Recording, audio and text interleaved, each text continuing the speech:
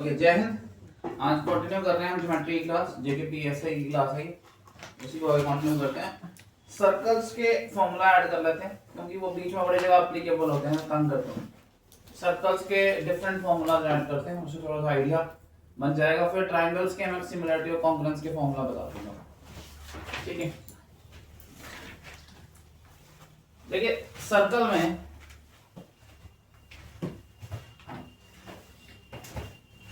ये हो गया रेडियस,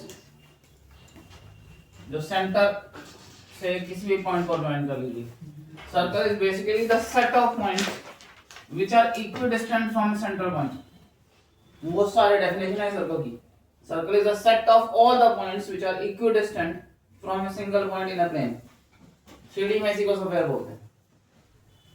अगर आप दो एजेस को ज्वाइन कर ले, दो पॉइंट्स को ज्वाइन कर ले सर्कल पे, बट वो ओरिजिन ये जो सेंटर है इसमें से जानी चाहिए, तो हम उसको डायमीटर कहते हैं। ये डायमीटर आ गया,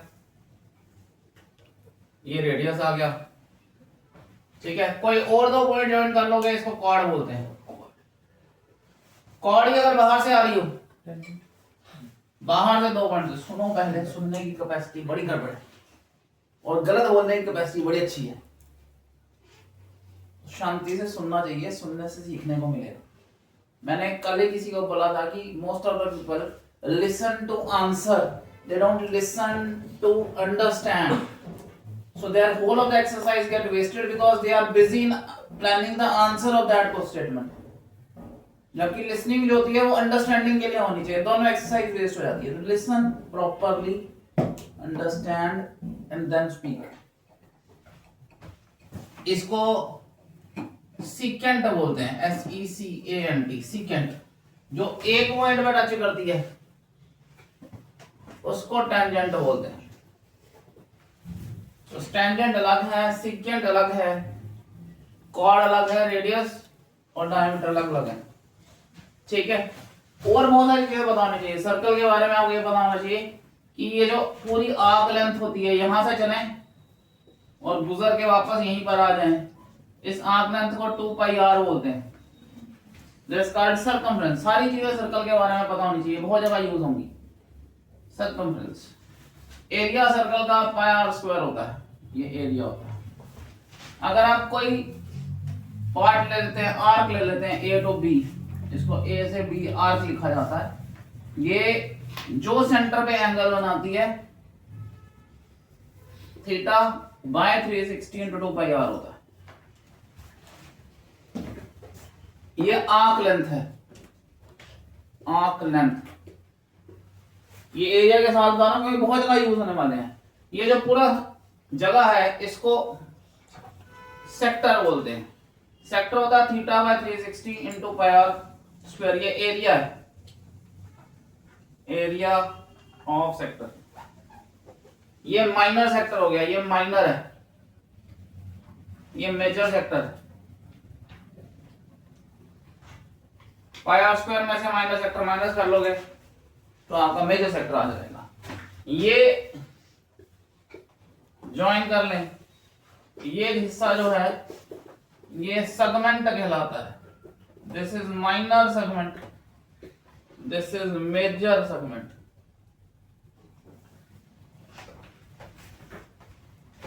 सारों के बारे में डिफरेंस पता होना, ठीक है जी। रूल्स के बारे में स्टार्ट करते हैं, ये तो मैंने ये जाने दिया। सो फर्स्ट, एक सर्कल में जो कॉर्ड्स होते हैं अगर वो इक्वल है तो उनका सेंटर से जो डिस्टेंस होता है, सेंटर से डिस्टेंस, परपेंडिकुलर डिस्टेंस, वो भी इक्वल होता है। तो ये भी इक्वल होगा। So equal chords are equidistant from centre. और इसका कन्वर्स भी ट्रू है, कन्वर्स भी ट्रू है, यानी अगर दो कॉर्ड्स इक्विडिस्टेंट हैं सेंटर पे तो वो इक्वल होंगे। So equal chords are equidistant, equidistant है तो इक्वल होंगे। पॉइंट समझ आ गया आपको?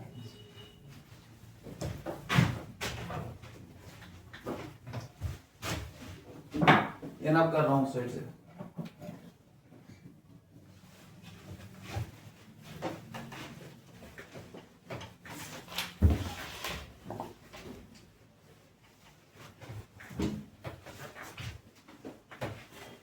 सेकेंड पॉइंट, जो कॉर्ड होता है उस पे जो परपेंडिकुलर डाला जाता है वो कॉर्ड को दो इक्वल पार्ट में ब्रेक करता है। So perpendicular from the centre bisect the chord, मैं लिखता जा रहा हूं, परपेंडिकुलर फ्रॉम सेंटर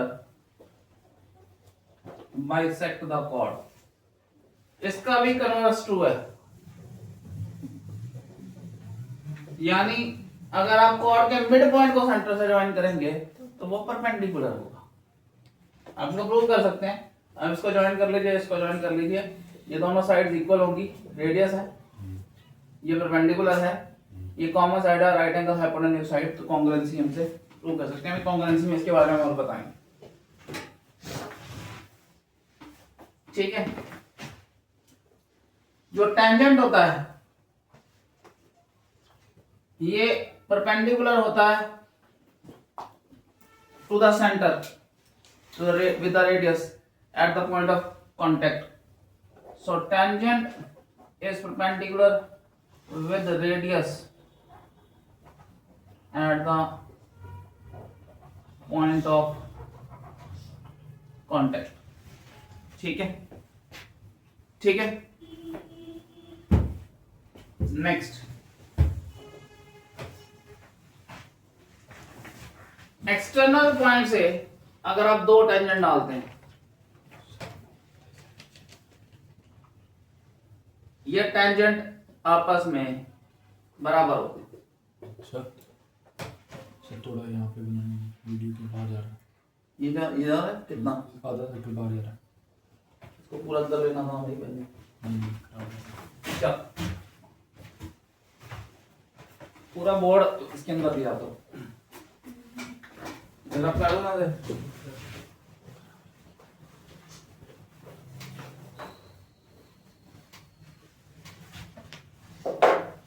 उसको बोलना आ जाती है क्लास के अंदर। नेक्स्ट, टेंजेंट जो एक्सटर्नल पॉइंट से इक्वल इन लेंथ होते हैं।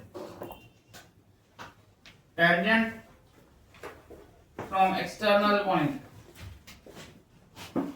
tangent from an external point are equal in अब वो दो इसको नहीं, ठीक है। देखो अगर मैं इसको ज्वाइन कर दूं, ये और ये रेडियस है, ये 90 डिग्री है और ये कॉमन साइड है, राइट एंगल हाइपोटेन्यूज साइड, फिर ये आरएचएस कॉन्ग्रुएंसी लग जाएगी। तो हमारे पास एक कॉन्ग्रुएंसी रूल है आरएचएस, अभी कॉन्ग्रुएंसी रूल लास्ट में बताता हूँ। कॉन्ग्रुएंसी का मतलब है ट्रायंगल 100% सेम है, सुपर इम्पोजिबल। कॉन्ग्रुएंसी रूल लगने से ये दोबारा जो है दोनों कॉन्ग्रुएंट हो गए। सो एक्सटर्नल पॉइंट के जो टेंजेंट होते हैं वो इक्वल इन लेंथ होती है, राइट, ठीक है। सर्कल का और एक और फॉर्मूला बताते हैं। सर्कल में जो आर्क एंगल सेंटर में बनाती है, सामने की तरफ इस आर्क को छोड़ के माइनर की जगह मेजर वाले सेगमेंट में, मेजर सेगमेंट में सर्कल के ऊपर कोई भी पॉइंट ज्वाइन कर लोगे, ये इसका आधा होगा हमेशा। सो arc angle made by an arc at the center is twice the angle made by it in the alternate segment. So angle made by an arc at the center is twice the angle made by it in the alternate segment. ठीक है, इससे और relation बन जाते हैं। और relation कैसे बन गया, अगर यही एंगल मैं सेंटर पे 180 कर लूं, राइट, तो सामने वाला एंगल 90 हो जाएगा। इसका मतलब डायमीटर को अगर हम यूज करें, ये एंड पॉइंट्स को ऐसे आर्क यूज करें, जो एंगल होगा हमेशा 90 होगा। इसका मतलब होता है एंगल इन सेमी सर्कल, क्योंकि ये तो आधा सर्कल हो, सेमी सर्कल हो गया ना। Yes sir. तो एंगल इन सेमी सर्कल, कोई भी एंगल सेमी सर्कल में बना होगा 90 डिग्री का। इससे कौन निकल जाएगा, angle in a semi circle is 90 degree. Right, ये हमारा 6th आ गया। एक और आता है, इसी में से एक और बना सकते हैं।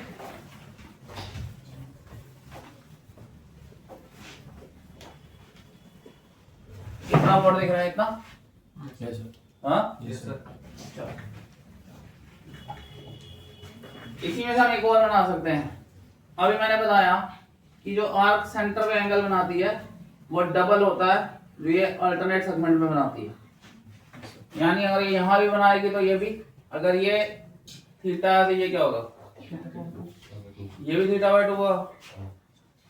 ये कितना होगा, थीटा/2। अगर मैं बीच वाला मिटा देता हूँ आपके लिए तो ये सारे एंगल बराबर हो गए। तो एक आर्क सेम सेगमेंट में जो जितने भी एंगल बनाती है सारे एंगल इक्वल होते हैं। So angles in the same segment are equal. एक और रूल करा, ठीक है, रूल्स पता होना चाहिए क्योंकि यही नहीं पता तो अप्लाई कैसे करोगे। ठीक है, सेमी सर्कल के अंदर बना हुआ कोई भी क्वाड्रिलेटरल साइक्लिक क्वाड्रिलेटरल कहलाता है। ऑपोजिट एंगल्स का सम 180 डिग्री होता है। So angle A plus angle B equal to 180, angle C plus angle D is also. So opposite angles of a sum of opposite angles of cyclic quadrilateral is 180। ठीक है, इससे आप एक और rule बना सकते हैं। इसी को अगर मैं इसी पे बना दूं, अगर आप इसको एक्सटेंड कर लें तो ये ऑपोजिट ये वाला एंगल B और ये X 180 होगा। B और A क्या है 180, इसका मतलब X किसके बराबर आ गया, A के, X A के बराबर होता है। इसका मतलब exterior angle of a cyclic quadrilateral is equal to the interior opposite angle. इससे कौन निकल जाएगा, exterior angle of a cyclic quadrilateral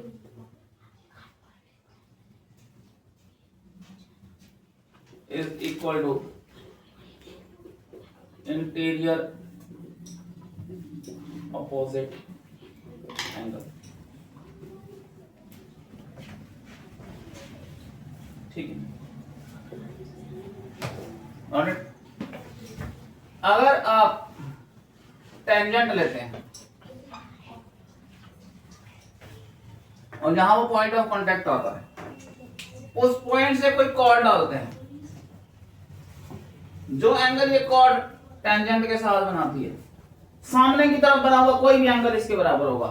सो सामने की तरफ कोई भी बना हुआ एंगल भी इसी के बराबर होगा। So angle made by tangent with the chord at the point of contact is equal to the angle made by that chord in the alternate segment. So angle made by a chord with the tangent at the point of contact is equal to angle made by chord in the alternate segment। बहुत rules हैं, ये सारे rules याद रखने पड़ेंगे।